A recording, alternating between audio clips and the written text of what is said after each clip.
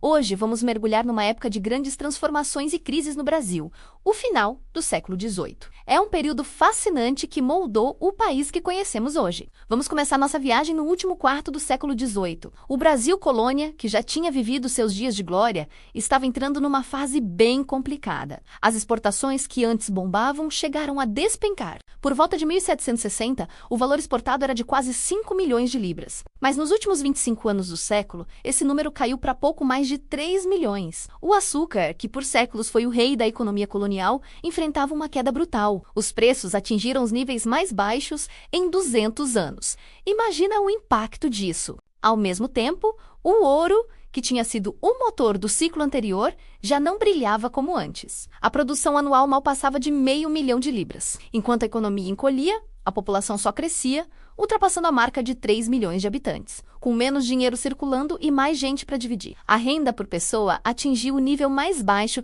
de todo o período colonial. Era um cenário de empobrecimento geral às vésperas de uma nova era. Naquela época, a economia brasileira não era unificada como hoje. Era mais como um quebra-cabeça, um conjunto de sistemas regionais meio desconectados. Alguns até conversavam entre si, mas de forma bem frágil. Outros viviam praticamente isolados. 2 grandes polos organizavam esse espaço econômico. De um lado, tínhamos o sistema do açúcar, no Nordeste, com toda a sua tradição. Do outro, o sistema da mineração no Centro-Sul, que, como vimos, já estava em declínio. Ao redor desses centros, existiam as regiões de pecuária, que funcionavam como um suporte, criando gado para abastecer os mercados e conectar essas áreas. Lá no Norte, a situação era um pouco diferente. Tínhamos 2 núcleos que agiam de forma mais autônoma, o Maranhão e o Pará.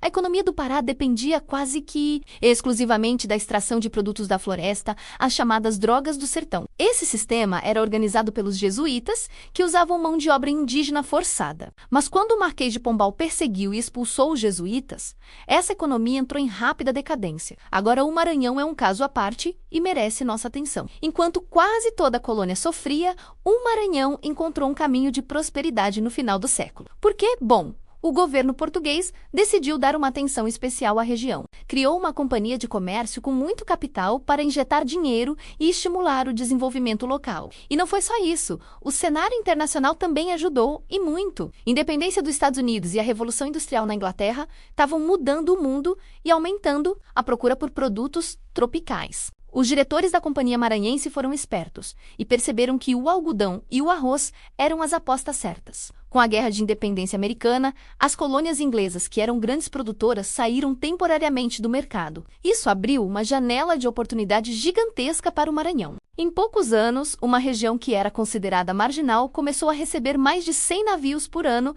e a exportar o equivalente a 1 milhão de libras.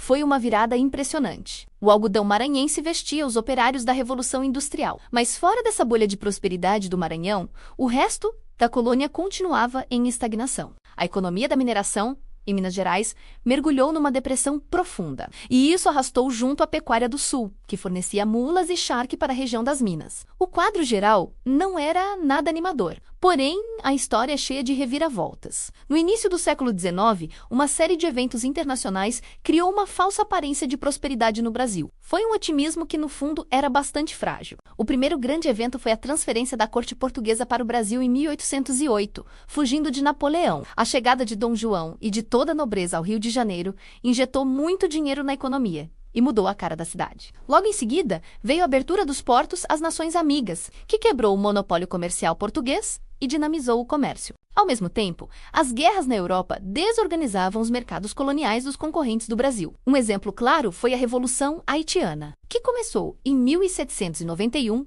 O Haiti era a principal colônia açucareira da França e a maior produtora do mundo. A revolta dos escravizados destruiu essa produção e, de repente, abriu um espaço enorme no mercado para o açúcar brasileiro, que viu seus preços subirem e a produção se recuperar temporariamente. O algodão também continuou valorizado, impulsionado pela insaciável indústria têxtil inglesa. E não foi só isso. Vários outros produtos coloniais, como o café, que começava a despontar, também tiveram seus preços elevados nesse período. O resultado? O valor total das exportações agrícolas do Brasil quase dobrou. Parecia que a colônia tinha reencontrado seu caminho para a riqueza. Mas aqui está o ponto crucial. Essa prosperidade era uma miragem. Ela não se baseava em mudanças estruturais na economia brasileira, mas sim em circunstâncias externas muito específicas e temporárias. Era uma bonança construída sobre um terreno instável. Assim que essa conjuntura internacional favorável passou, com o fim das guerras napoleônicas e a reorganização dos mercados, a realidade bateu à porta. O Brasil, já às vésperas de sua independência em 1822, herdaria uma estrutura produtiva extremamente vulnerável, dependente do mercado externo e marcada por uma profunda desigualdade social. Essa herança colonial, com uma economia frágil e desigual, seria um dos maiores desafios que o Brasil independente teria que enfrentar no século XIX. A luta para construir uma nação próspera e justa estava apenas começando. E essa é a história de como o Brasil viveu uma grande crise seguida por uma falsa prosperidade antes de se tornar independente. É uma lição importante sobre como eventos globais podem impactar profundamente a nossa economia. Espero que tenham gostado dessa viagem no tempo. Se você curtiu o vídeo, não se esqueça de deixar o seu like, se inscrever no canal e ativar o sininho para não perder os próximos episódios. Comente aqui embaixo o que você achou mais interessante nesse período. Muito obrigado por assistir e até a próxima!